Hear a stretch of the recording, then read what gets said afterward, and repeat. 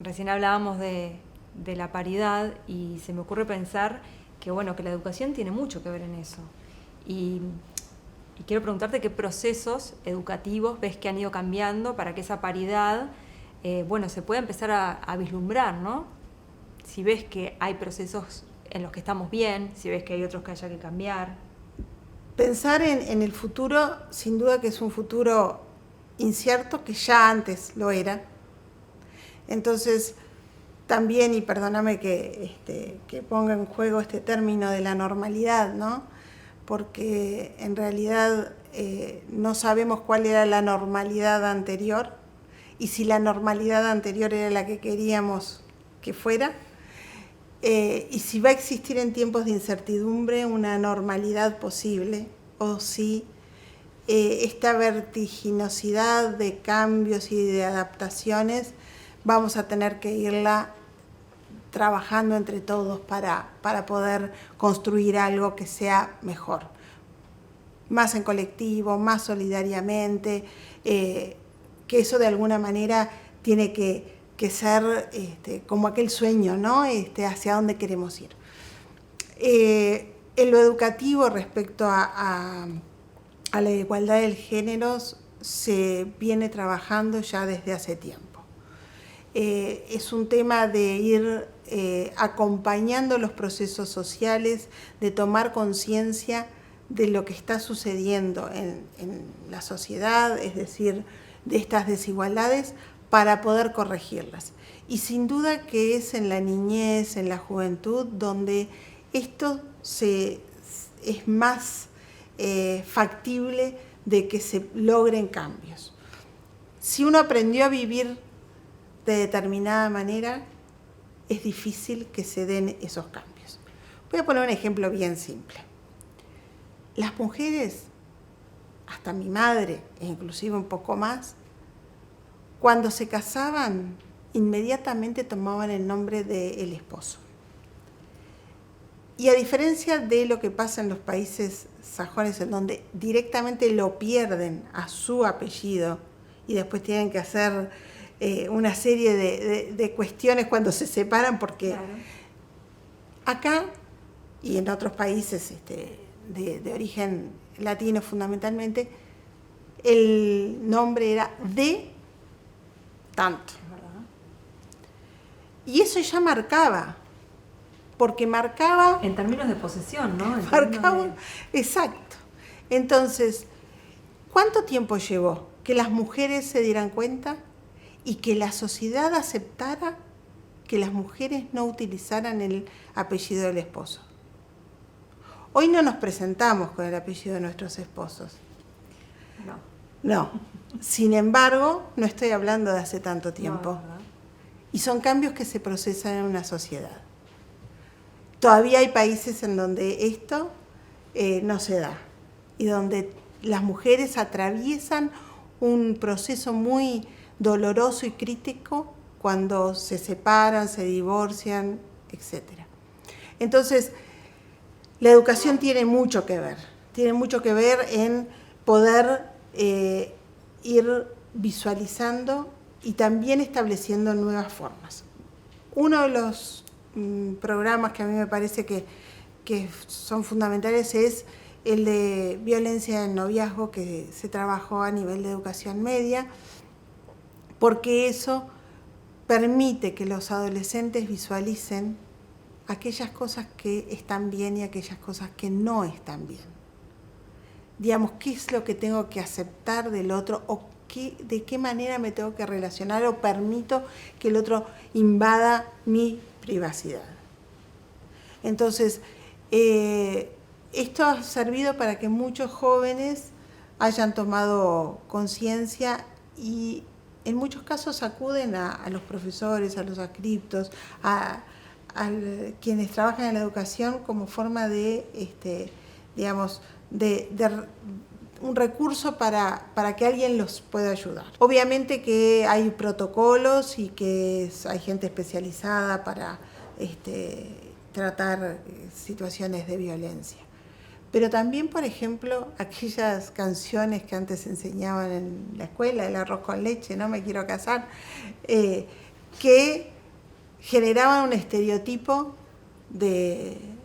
para las niñas especialmente, en donde el casamiento era la alternativa única para el desarrollo de la persona, que vivía en función de una familia y realizaba sus proyectos de vida en función de una familia. Hoy las mujeres realizan proyectos de vida que pueden incluir una familia y que así lo hacen, pero también incluyen otras cosas, ¿no? Lo profesional, lo laboral u otras alternativas. Entonces, esto creo que es una de las cuestiones que la escuela sí puede ir cambiando. También otras cuestiones que es cuáles son aquellas, énfasis que se le dan a niñas y varones. Durante mucho tiempo a las niñas, cuando se preguntaba en clase sobre textos literarios, algún cuento, eran las niñas las que primero se les preguntaba o se suponía en ese estereotipo que eran las que iban a poder responder.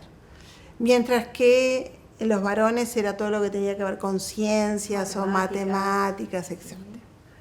Hay algunos estudios recientes que se han hecho en donde demuestran que las niñas se visualizan en igualdad de condiciones mientras son muy pequeñas, hasta los 5 o 6 años.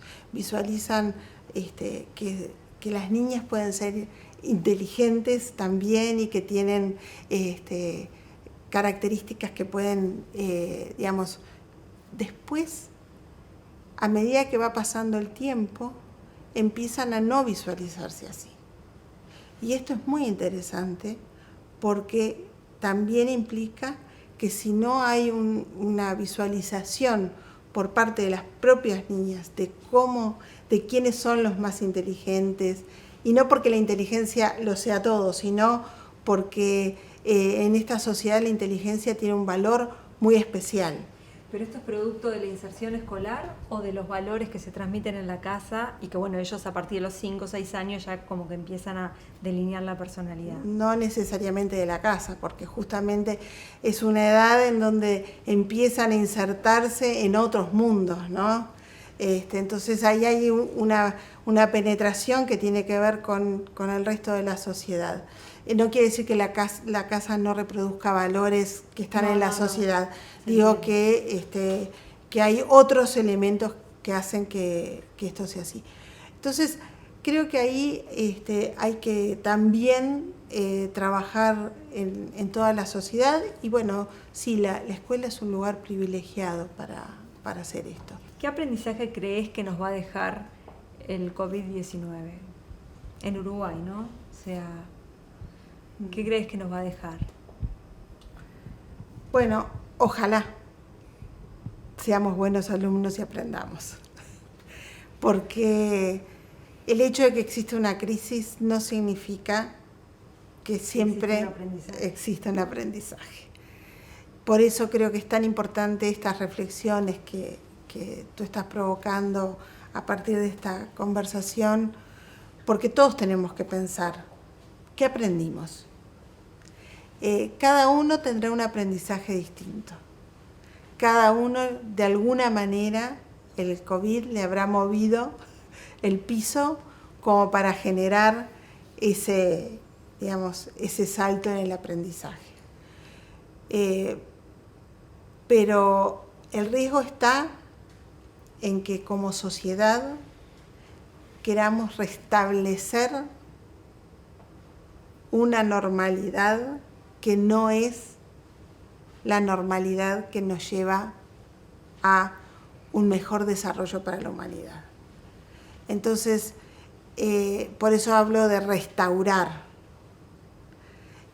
Creo que ahí hay que pensar cómo seremos capaces de, si aprendimos y reflexionamos, dar esos saltos que nos permitan ser mejores como personas, con nuestra familia, con nuestros amigos, en nuestros trabajos, ser mejores en lo que somos como seres humanos.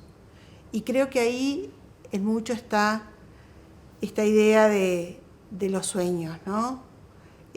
cómo es posible que pensemos en otras realidades, que soñemos con otras realidades, pero con la idea de irlas transformando. Y ahí me gusta la forma en que lo plantea la escritora Gioconda Belli para las mujeres. Ella habla en uno de sus libros que lleva el título de La mujer habitada, cómo las mujeres nos habitan muchas mujeres que nos antecedieron, muchas mujeres que son contemporáneas nuestras, pero que nos enseñan